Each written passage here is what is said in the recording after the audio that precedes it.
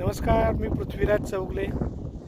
मगाशी सांगितल्याप्रमाणे ते 10 ते 15 वर्षानंतर मी ॲक्च्युअल जिथं आम्ही जनावरं चारायचो लहानपणी तिथं आलो आहे.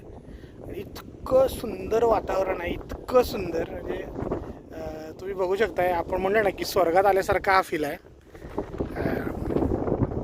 मला आवडतं याचं. मला वाटतं सगळ्यांना कळेल की साताऱ्यामध्ये का स्वर्गाहून सुंदर आहे.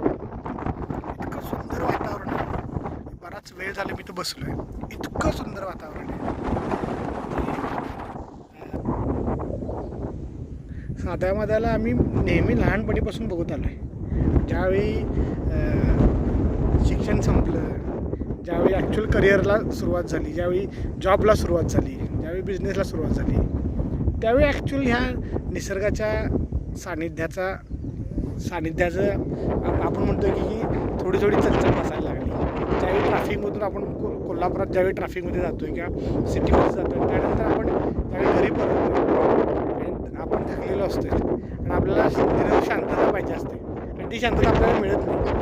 पण खूप वर्षानंतर आपण अशा ठिकाणी येतो, त्यानंतर आपल्याला ह्या जागेचं महत्त्व, ह्या शांततेचं महत्त्व आणि मला तो मला सुंदर वातावरण आहे.